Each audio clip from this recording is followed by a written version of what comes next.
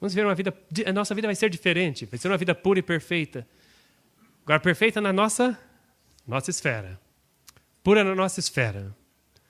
E não podemos desesperar, porque não alcançamos o alvo completo que ainda temos. Mas vamos viver uma vida pura e perfeita. Irmãos, vocês já leram na Bíblia, já viram na Bíblia, prestaram atenção, leram, vocês já leram. Mas já prestaram na Bíblia, prestaram atenção que na Bíblia Paulo escreve assim, ele fala assim, aos santos da igreja que está em Corinto. Aos santos da igreja que está em tal lugar. Ele estava falando para a congregação, ele chamava os irmãos como? De santos. E é assim que a gente vai ver. Quando Cristo nos traz perto dele, nós vamos ver que nós temos defeito, temos faltas a vencer. Vamos continuar prosseguindo para o alvo com Cristo e vamos olhar para os irmãos na igreja e falar, esses irmãos são melhores do que eu. Esse é um povo de Deus, é o povo santo de Deus. Não para dar o sermão suave, né? Povo lindo, povo santo. Vocês são mesmo, povo lindo, povo santo, né? Mas não é só para agradar. É porque a gente considera os outros. Eu vim para a igreja, eu tinha 15 anos de idade. Irmãos, quando eu cheguei na igreja, eu me senti o maior pecador de todos. Como Paulo falou, dos pecadores eu sou o pior. Assim eu me sentia, né? E eu olhava para os irmãos, para mim os irmãos eram todos santos. Ei, tempo bom, né? Aquele primeiro amor. Todo mundo era santo. Mas ainda hoje eu tenho que olhar nos irmãos e ver eles como santos. É mais difícil um pouco. Depois que você está uns tempos na igreja, no lugar de melhorar certas coisas, você tem que lutar mais por elas. Mas é assim que a gente vai se sentir ainda respeito pelos irmãos. Né? São pessoas que estão aqui lutando como eu. Na pior das hipóteses, entender que eles estão lutando como eu. Né? Mas o perigo é a gente chegar e começar só a achar defeito nos irmãos. Aí a gente vai distanciando de Cristo. Aí a gente começa a ver só defeito nos irmãos. O perfeccionista, ele vai para outro extremo, né? Ele vai para o outro extremo de decepção. Ele fica decepcionado com a igreja, ele fica decepcionado com os irmãos, depois ele se decepciona com ele mesmo, e aí ele sai da igreja. O homem precisa trabalhar com o seu poder humano, ajudado pelo divino de Cristo, a fim de resistir e vencer a qualquer custo para si mesmo. Vai vencer a qualquer custo, não importa quanto custa. Em suma, o homem precisa vencer como Cristo venceu. Cristo, para vencer, o que ele teve que fazer? Teve que se entregar à morte, a morte de cruz. E então, pela vitória que é seu privilégio alcançar, no todo-poderoso nome de Jesus, ele pode tornar-se herdeiro de Deus e co-herdeiro de Cristo. Este não seria o caso se Cristo fizesse tudo sozinho para a vitória. O homem precisa fazer a sua parte, precisa ser vitorioso por sua própria conta, mediante a força e graça que Cristo lhe dá.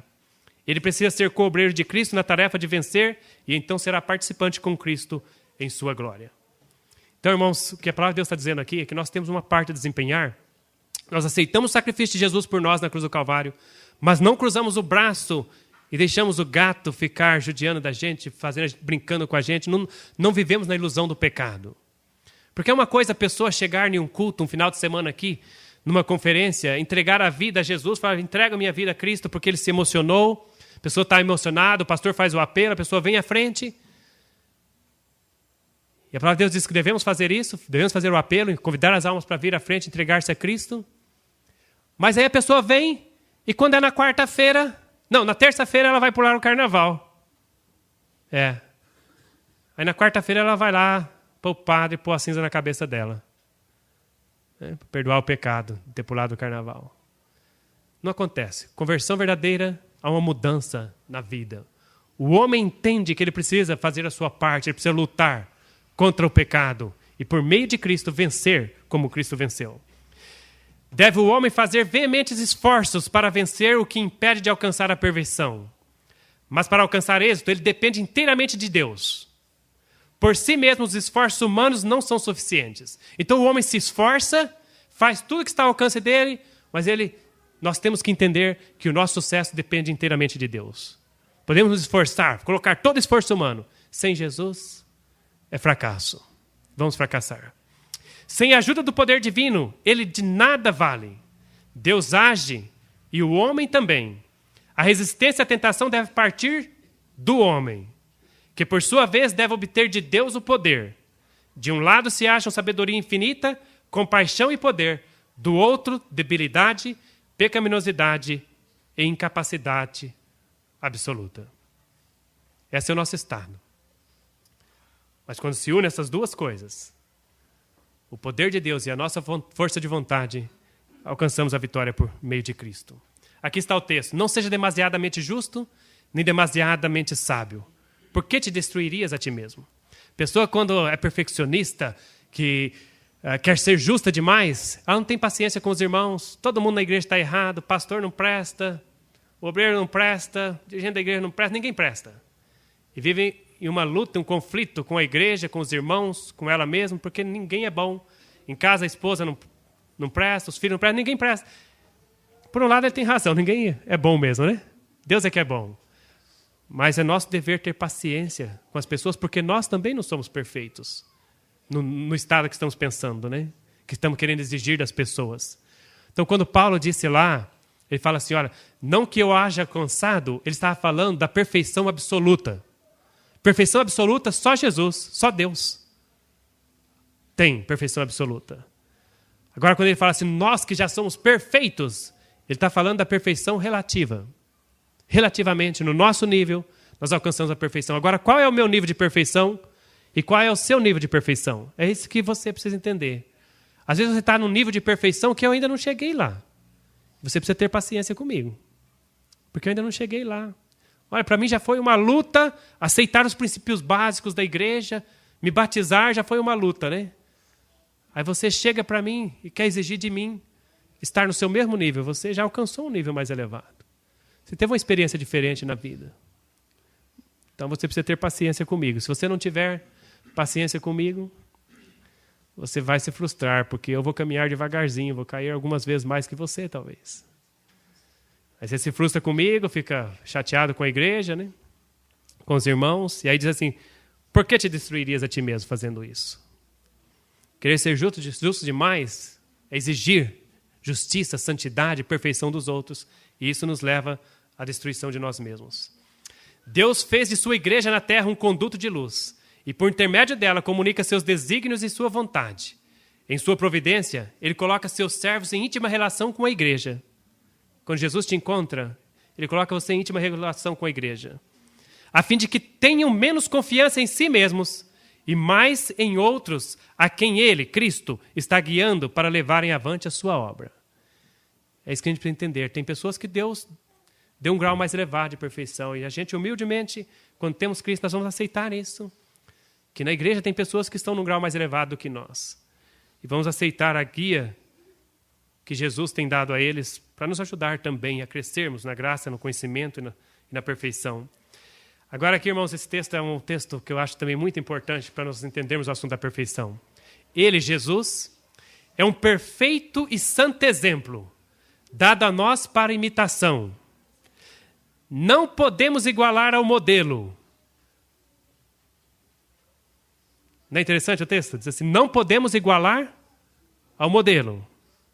Perfeição absoluta pertence a quem? Cristo, Deus. Não podemos igualar o modelo, mas não seremos aprovados por Deus se não o imitarmos e nos assemelharmos a Ele, de acordo com a capacidade que o Senhor nos dá. Em diferentes níveis você alcançou uma capacidade, alcançou um nível, eu alcancei outro. Você talvez esteja mais adiante, mas eu estou aqui no meu nível lutando e Deus olhando para mim com paciência, falando, meu filho, não desiste, você vai conseguir. Aquele que perseverar até o fim será salvo. Então, irmãos, nosso trabalho. Consagrai-vos a Deus pela manhã. Fazei disso vossa primeira tarefa. Seja a vossa oração. Toma-me, Senhor, para ser teu inteiramente. Aos teus pés deponho todos os meus projetos. Usa-me hoje em teu serviço. Em outras palavras, Senhor, faça de mim uma bênção para o meu semelhante hoje. Que quando eu encontrar com as pessoas, que a minha maneira de olhar para elas, minha maneira de falar com elas, que um sorriso meu possa mostrar para elas que eu estou andando com Jesus. Usa-me hoje no teu serviço. Ajuda-me a ser bondoso. Ajuda-me a ter paciência com o meu semelhante. Ajuda-me a falar a palavra certa, no momento oportuno, para desviar as almas do pecado. Permanece comigo e permite que toda a minha obra se faça em ti. Esta é uma questão diária. Cada manhã consagrai-vos a Deus para esse dia. Submetei-lhe todos os vossos planos, para que se executem ou deixem de executar, conforme o indique a sua providência. Tem dias que você vai sair de casa cheio de planos. Você vai sair de casa cheio de planos, planos maravilhosos. Mas antes de sair de casa, você fala, Senhor, que se execute ou deixe de executar, de acordo com a sua santa providência. E você tem que crer que Deus vai dirigir a sua vida. Você pode crer que Ele vai dirigir a sua vida. E quando chegar no final do dia, se tudo deu errado, aparentemente tudo deu errado, louvado seja Deus, que dirigiu a minha vida nesse dia. Mesmo que eu caí no pecado, mesmo que eu cometi algumas falhas ali, não fiz tudo como eu queria, como eu havia planejado, louvado seja Deus, porque Cristo me pode perdoar. O sangue de Jesus tem poder para me lavar dos meus pecados. As coisas nem sempre vão acontecer como a gente quer, mas se a gente entregou nas mãos de Deus para ser executado, deixar de executar de acordo com a providência dele, louvado seja Deus. Você faz plano, vai pegar o avião, né? Viu aquele casal essa semana? Fez plano, ia pegar o avião, chegou lá, parece que tinha até a passagem comprada, a empresa chega e informa, fala assim, olha, vocês não tem lugar para vocês mais não. Imagina, né? A pessoa fica frustrada, né? Plano, mesmo fazendo plano para viajar, chega na hora, não tem lugar no avião. Como não tem? Eu comprei a passagem, está aqui. Não tem lugar. Qual deve ser a reação do crente? Louvado seja Deus. Dá glória ali na frente da pessoa que está fazendo o check-in, a pessoa vai falar, é doido. Ainda agradece a Deus. Não vai viajar, entender esses crentes, né? Mas depois, quando o míssil atinge o avião, cai, morre todo mundo, igual aconteceu essa semana, aí ele vai entender. Fala, o crente é doido nada, o crente sabia o que estava falando, né? Entrega nas mãos de Deus. De acordo com o que indica a sua providência, aconteceu? Deus sabe o porquê. Amanhã, esse é um trabalho de todo dia. Amanhã de novo. Jesus, olha, ontem eu fracassei. Não fiz tudo como eu queria. Sei que não fiz tudo como o Senhor queria. Hoje de novo, Pai, me ajuda. Eu vou perseverar até o fim. Assim, dia a dia, podereis entregar às mãos de Deus vossa vida. E assim, ela se moldará mais e mais segundo a vida de Cristo. Um dia de cada vez. Entregando a vida na mão de Cristo. E cada dia vai se tornando mais semelhante à vida de Cristo. Que Deus nos abençoe, que Ele nos ajude a perseverarmos com Jesus até o fim. E que a perfeição seja uma realidade na minha vida e na sua vida. Que na nossa esfera possamos alcançar a perfeição. E que o demais, Cristo complete por você e por mim. Amém.